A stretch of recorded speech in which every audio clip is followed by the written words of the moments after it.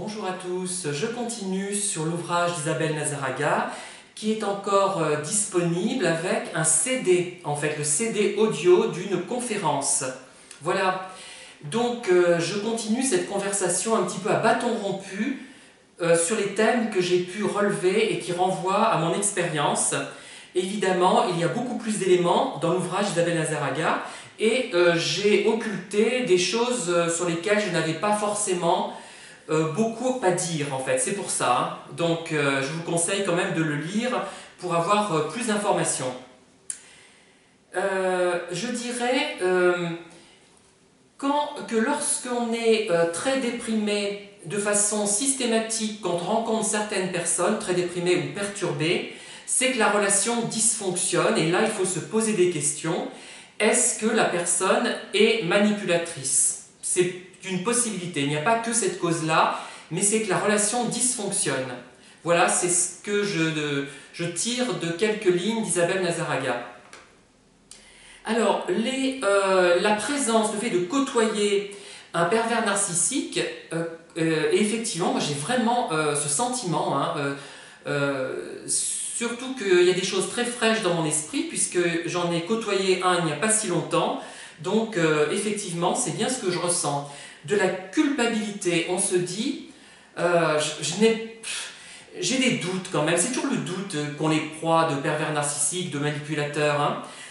En fait, on se dit, mais je suis peut-être trompé. Il y a toujours ce ombre de doute, il y a juste l'ombre, hein, mais ça suffit pour nous perturber.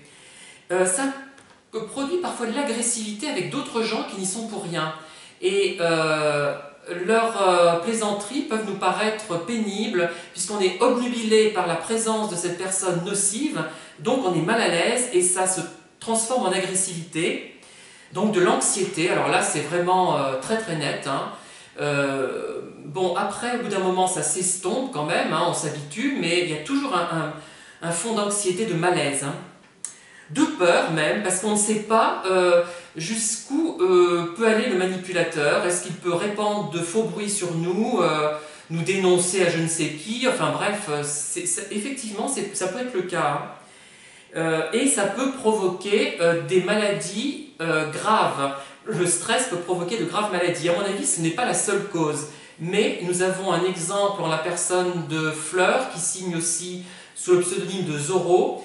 Et je pense que, bon, dans une certaine limite, hein, je ne sais pas après quel est le poids du strictement médical et du psychologique, du stress, sa maladie a pu être accentuée, à mon avis, peut-être provoquée, qui sait, on ne peut pas se prononcer, par cette vie de 43 années avec une personne vraiment destructrice et absolument odieuse. Voilà.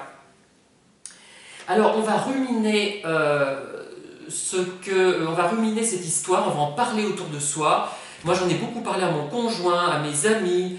Certains aimaient bien en entendre parler puisque ça les intéressait cette thématique et puis ça dépend comment on en parle aussi. Mais au bout d'un moment on lasse toutes ces personnes et c'est peut-être pour ça aussi que je fais ces vidéos pour essayer d'en tirer quelque chose de bénéfique pour moi et surtout pour les autres. Hein. Et ça m'aide beaucoup, je crois, même si j'ai à peu près, on va dire à peu près, digéré toutes ces situations.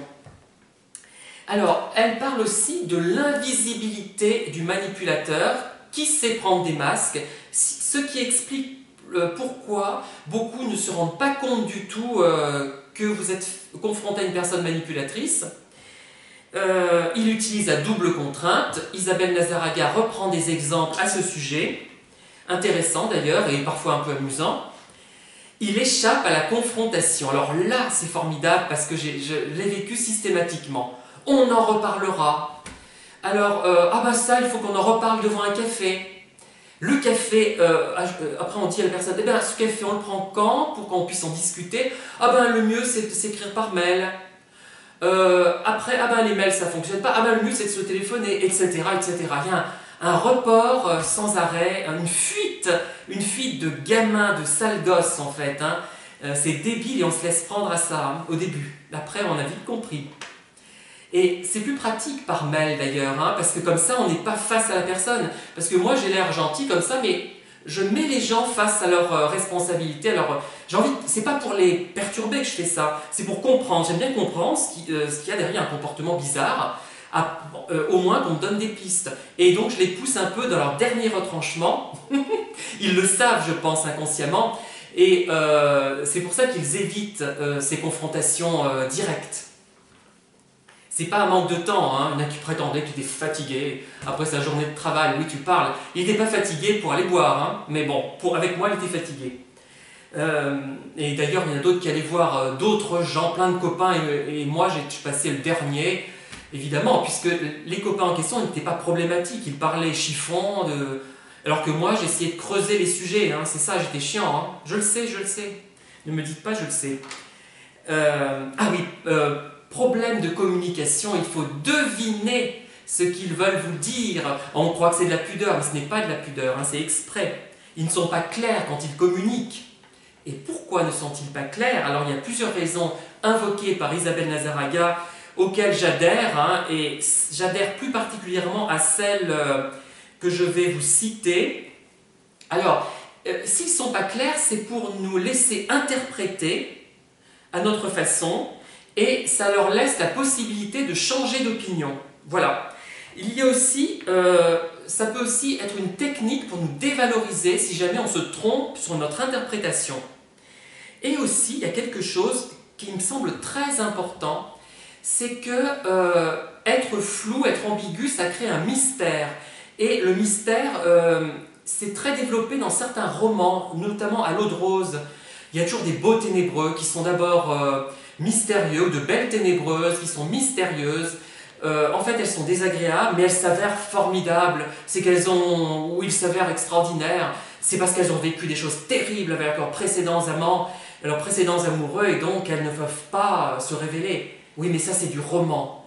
Et je dirais que certains romans sont nuisibles, vraiment nuisibles, à ce niveau-là, parce que ça nous laisse croire des choses qui n'existent pas ou qui sont l'exception à la règle. Voilà. En général, quand quelqu'un nous paraît franchement désagréable, bon, il y a des exceptions évidemment, j'insiste là-dessus, mais souvent c'est que ce sont des gens franchement désagréables. Voilà. Voilà, c'est tout ce que j'avais à vous dire pour le moment. Je vous dis à très bientôt. Au revoir.